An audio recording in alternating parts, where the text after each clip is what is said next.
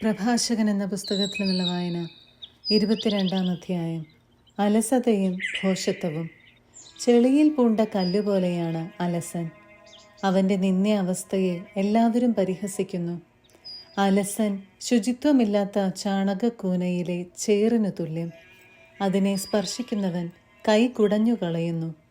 ദുർമാർഗിയുടെ പിതാവായിരിക്കുക അപകീർത്തികരമാണ്. പെൺകുട്ടി ജനിക്കുന്നത് നഷ്ടമാണ്. വിവേകമുള്ള പുത്രിക്ക് വരനെ ലഭിക്കും. ലജ്ജാകരമായി പ്രവർത്തിക്കുന്ന പുത്രി പിതാവിന് ദുഃഖഹേതുവാണ്. അടക്കമില്ലാത്ത മകൾ പിതാവിനും ഭർത്താവിനും അപകീർത്തി വരുത്തുകയും ഇരുവരാലും വെറുക്കപ്പെടുകയും ചെയ്യുന്നു.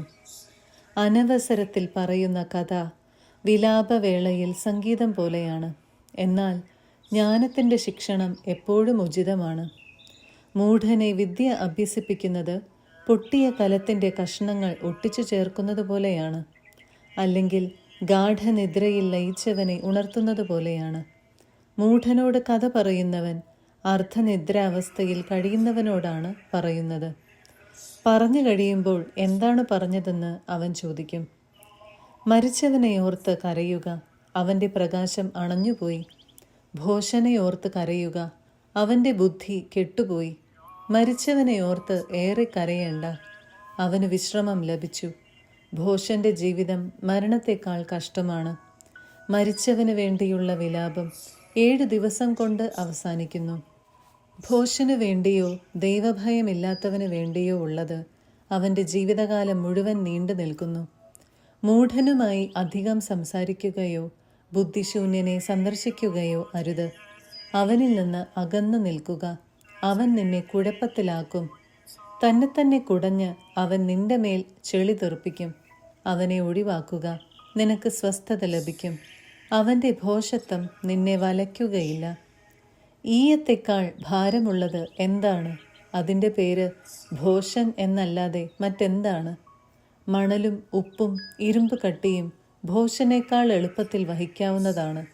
കെട്ടിടത്തിൻ്റെ ശക്തിയായി ഉറപ്പിച്ചിരിക്കുന്ന ഉത്തരം ഭൂമികുലുക്കത്തിലും ഇളകുകയില്ല. ബുദ്ധിപൂർവമായ ആലോചന കൊണ്ട് ദൃഢമായ മനസ്സ് ഏത് വിപത്സന്ധിയിലും കുലുങ്ങുകയില്ല. ബുദ്ധിപൂർവമായ ചിന്തയിൽ ഉറപ്പിച്ച മനസ്സ് സ്തൂപനിരയിലെ വെൺകളി അലങ്കാരം പോലെയാണ്. മലമുകളിലെ വേലി കാറ്റ് തിളകി പോകുന്നതുപോലെ മൂഢലക്ഷ്യമുള്ള അധീര മനസ്സ് അപകടത്തിൽ ചഞ്ചലമാകും. സുഹൃത് ബന്ധം. കണ്ണിൽ കുത്തിയാൽ അശ്രുക്കൾ ഒഴുകും. ഹൃദയം നോവിച്ചാൽ വികാരം പ്രകടമാകും. പക്ഷികളെ എറിഞ്ഞാൽ അവ ഭയപ്പെട്ടു പറന്നുപോകും. സ്നേഹിതനെ നിന്ദിച്ചാൽ സൗഹൃദം അവസാനിക്കും. സ്നേഹിതനെതിരെ നീ വാളെടുത്തു പോയാൽ പോലും നിരാശനാകേണ്ട. സൗഹൃദം വീണ്ടെടുക്കാൻ സാധിക്കും. സ്നേഹിതനെതിരെ നീ സംസാരിച്ചാലും അസ്വസ്ഥനാകേണ്ട. അനുരഞ്ജന സാധ്യതയുണ്ട്. എന്നാൽ നിന്ന, ധിക്കാരം, രഹസ്യം വെളിപ്പെടുത്തൽ, ചതി എന്നിവ സ്നേഹിതരെ ഓടിച്ചു കളയുന്നു. അയൽക്കാരൻ്റെ ദാരിദ്ര്യത്തിൽ അവൻ്റെ വിശ്വാസം ആർജിച്ചാൽ അവൻ്റെ ഐശ്വര്യത്തിൽ നിനക്കും പങ്കുചേരാം. കഷ്ടകാലത്ത് അവനോട് ചേർന്ന് നിന്നാൽ അവൻ്റെ അവകാശത്തിൽ നിനക്കും പങ്കാളിയാകാം. തീച്ചൂളയിൽ നിന്ന് നീരാവിയും പുകയും ജ്വാലയ്ക്ക് മുൻപേ ബഹിർഗമിക്കുന്നത് പോലെ നിന്ന രക്തച്ചൊരിച്ചിലിൻ്റെ മുന്നോടിയാണ്. സ്നേഹിതനെ രക്ഷിക്കുന്നതിൽ ഞാൻ ലജ്ജിക്കുകയില്ല. ഞാൻ അവനിൽ നിന്ന് മറഞ്ഞിരിക്കുകയുമില്ല.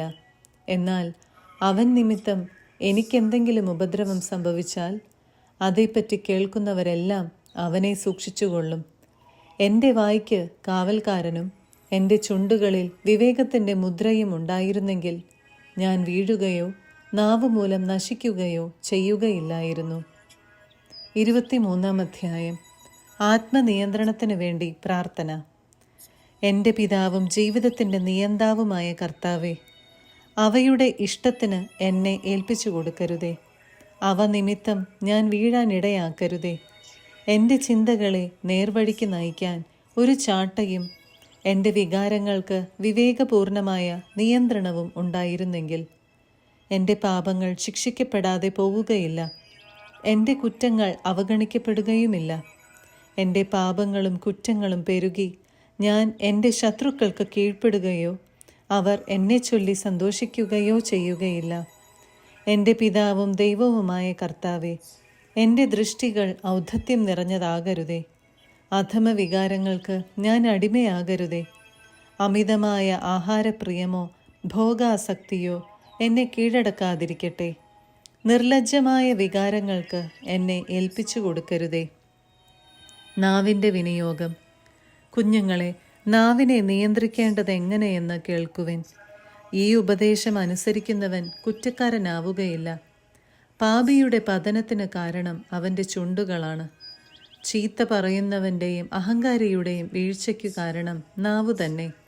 ആണയിടുന്ന ശീലം നന്നല്ല. പരിശുദ്ധൻ്റെ നാമം വെറുതെ ഉരുവിടരുത്. നിരന്തരം പീഡിപ്പിക്കപ്പെടുന്ന അടിമയുടെ ശരീരത്തിൽ മുറിവ് ഒഴിയാത്തതുപോലെ എല്ലായ്പ്പോഴും ദൈവനാമം വിളിച്ച് ശപഥം ചെയ്യുന്നവൻ പാപത്തിൽ നിന്ന് സ്വതന്ത്രനായിരിക്കുകയില്ല. പതിവായി ആണയിടുന്നവൻ അകൃത്യങ്ങൾ കൊണ്ട് നിറഞ്ഞിരിക്കും. അവൻ്റെ ഭവനം ശിക്ഷയിൽ നിന്ന് ഒരിക്കലും മുക്തമാവുകയില്ല. ശപഥം നിറവേറ്റാതെ പോയാൽ അവൻ കുറ്റക്കാരനാകും. മനഃപൂർവ്വം ലംഘിച്ചാൽ ഇരട്ടി പാപമുണ്ട്. കള്ളസത്യം ചെയ്യുന്നവൻ ശിക്ഷിക്കപ്പെടും. അവൻ്റെ ഭവനത്തിൽ വിപത്തുകൾ നിറയും. മരണതുല്യമായ ഒരു തരം ശപഥമുണ്ട്. യാക്കോബിൻ്റെ സന്തതികളുടെ ഇടയിൽ ഒരിക്കലും അത് ഉണ്ടാകാതിരിക്കട്ടെ. ദൈവഭയമുള്ളവൻ ഇത്തരം തിന്മകളിൽ നിന്ന് അകന്നിരിക്കും. അവൻ പാപത്തിൽ മുഴുകുകയില്ല. അസഭ്യഭാഷണം ശീലിക്കരുത്, അത് പാപകരമാണ്. വലിയവരുടെ കൂടെ ആയിരിക്കുമ്പോൾ മാതാപിതാക്കന്മാരെ അനുസ്മരിക്കുക. അല്ലെങ്കിൽ നിന്നെ തന്നെ മറന്നുള്ള നിന്റെ പെരുമാറ്റത്തിൽ നീ അവരുടെ മുൻപിൽ വിഡ്ഢിയാകും. ജനിക്കാതിരുന്നെങ്കിൽ എന്നു നീ അപ്പോൾ ആഗ്രഹിക്കുകയും ജന്മദിനത്തെ ശപിക്കുകയും ചെയ്യും. നിന്ദനം ശീലിച്ചവൻ ജീവിതകാലത്ത് ഒരിക്കലും പക്വത നേടുകയില്ല. ജഡിക പാപങ്ങൾ. 2 കൂട്ടർ പാപം വർദ്ധിപ്പിക്കുന്നു. മൂന്നാമതൊരു കൂട്ടർ ക്രോധം ക്ഷണിച്ചു വരുത്തുന്നു. വികാരം കൊണ്ട് ജ്വലിക്കുന്ന ഹൃദയം ആളുന്ന തീ പോലെയാണ്. ജീവിതം പൂർണ്ണമായി നശിപ്പിക്കുന്നതുവരെ അത് അടങ്ങുകയില്ല. ഭോഗാസക്തിക്ക് അടിമപ്പെടുന്നവൻ അഗ്നി ദഹിപ്പിക്കുന്നതുവരെ അതിൽ നിന്ന് സ്വതന്ത്രനാവുകയില്ല. വ്യഭിചാരിക്ക് എല്ലാ അപ്പവും മധുരിക്കുന്നു. മരണം വരെ അവൻ പിന്മാറുകയില്ല. വിവാഹ ഉടമ്പടി ലംഘിക്കുന്നവൻ ആത്മഗതം ചെയ്യുന്നു. ആരാണ് എന്നെ കാണുക? ഇരുട്ട് എനിക്ക് മറയാണ്. ഭിത്തികൾ എന്നെ ഒളിപ്പിക്കുന്നു. ആരും എന്നെ കാണുന്നില്ല. ഞാൻ എന്തിനു പേടിക്കണം? അത്യുന്നതൻ എൻ്റെ പാപങ്ങൾ പരിഗണിക്കുകയില്ല. മനുഷ്യനെ മാത്രമേ അവൻ ഭയപ്പെടുന്നുള്ളൂ. കർത്താവിൻ്റെ കണ്ണുകൾ സൂര്യനേക്കാൾ 10,000 മടങ്ങ് പ്രകാശമുള്ളതാണെന്ന് അവൻ അറിയുന്നില്ല. അവിടുന്ന് മനുഷ്യൻ്റെ എല്ലാ മാർഗങ്ങളും നിരീക്ഷിക്കുകയും നിഗൂഢ സ്ഥലങ്ങൾ കണ്ടുപിടിക്കുകയും ചെയ്യുന്നു. പ്രപഞ്ച സൃഷ്ടിക്ക് മുൻപ് തന്നെ അവിടുന്ന് അത് അറിഞ്ഞിരുന്നു. സൃഷ്ടിക്ക് ശേഷവും അങ്ങനെ തന്നെ.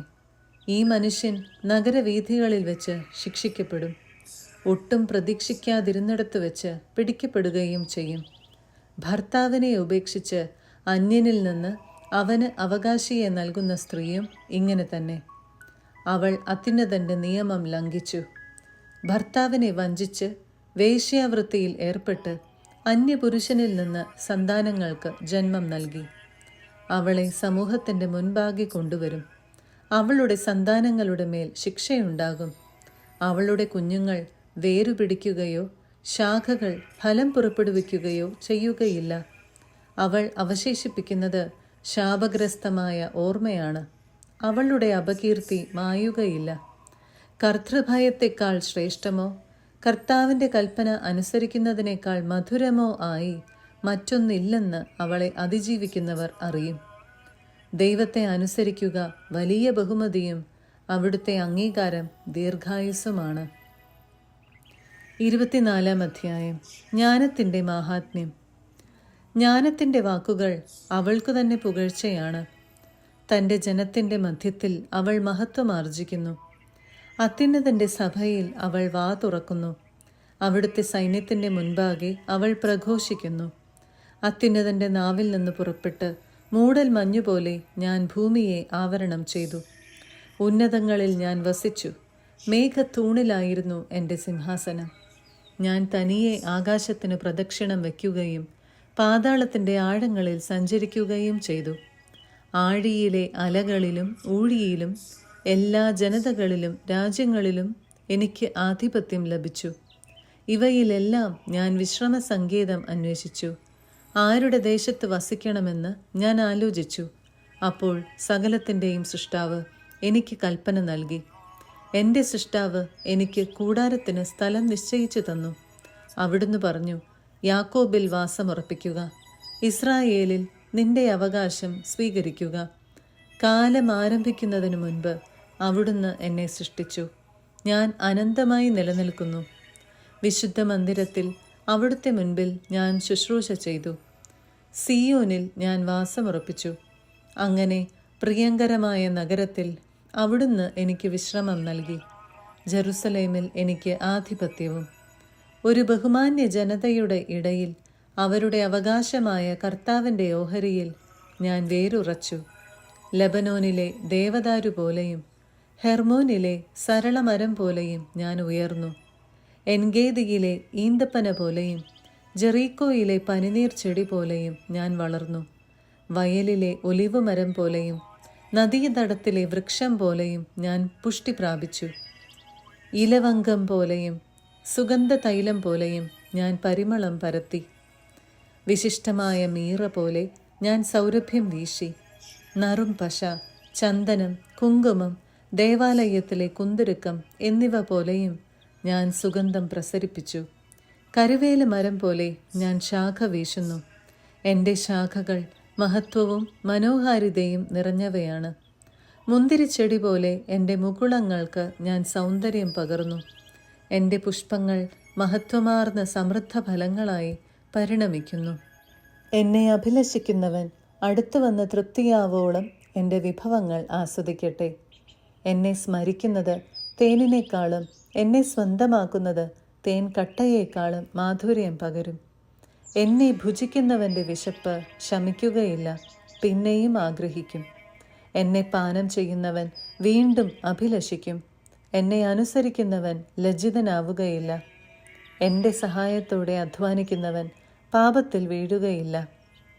ജ്ഞാനവും നിയമവും ഇതെല്ലാമാണ് അത്യുന്നത ദൈവത്തിൻ്റെ ഉടമ്പടി ഗ്രന്ഥം.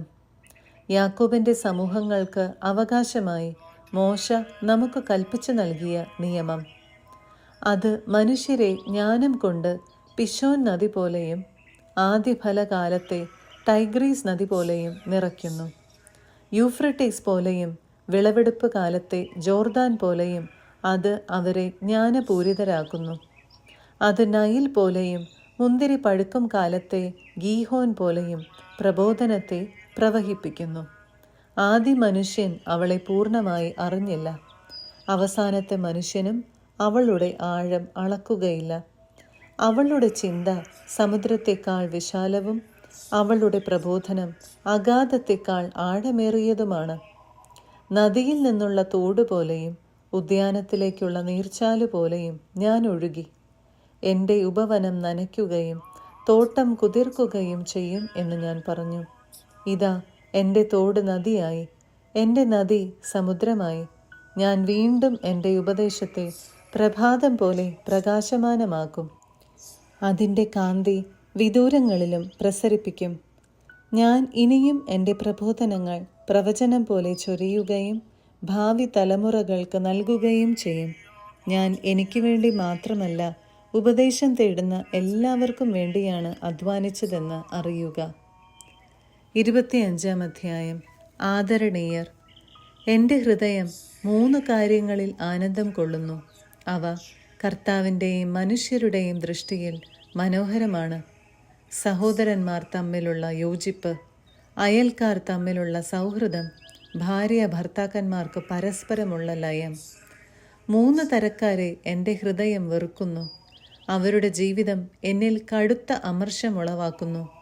ഗർവിഷ്ഠനായ യാചകൻ, വ്യാജം പറയുന്ന ധനവാൻ, മൂഢനായ വൃദ്ധ വ്യഭിചാരി. യൗവനത്തിൽ സമ്പാദിക്കാൻ കഴിയാത്ത നിനക്ക് വാർദ്ധക്യത്തിൽ എന്തു നേടാൻ കഴിയും?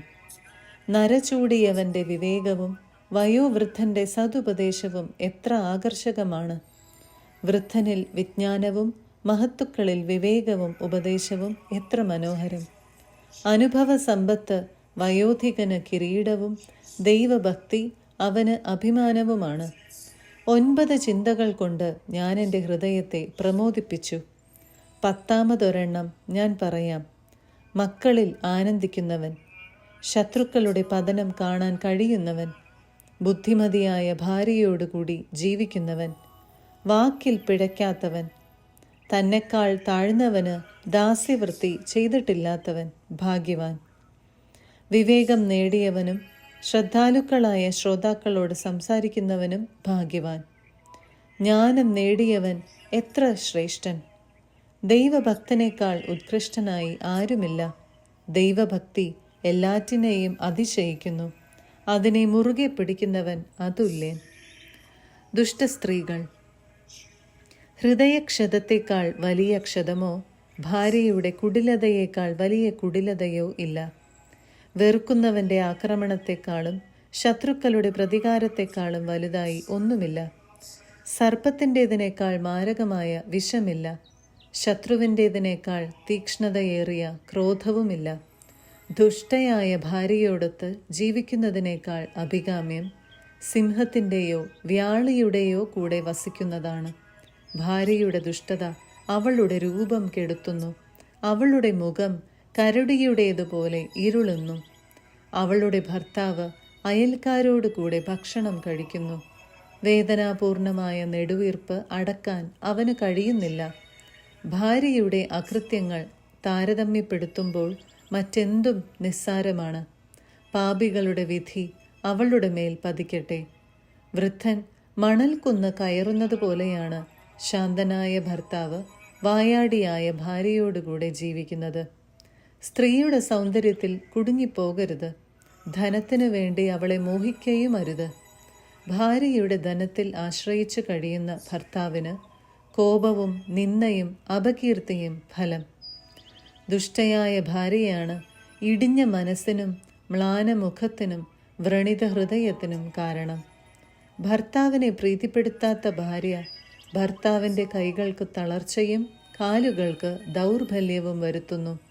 ഒരു സ്ത്രീയാണ് പാപം തുടങ്ങി വച്ചത്. അവൾ നിമിത്തം നാം എല്ലാവരും മരിക്കുന്നു. വെള്ളം ചോർന്നു പോകാൻ അനുവദിക്കരുത്.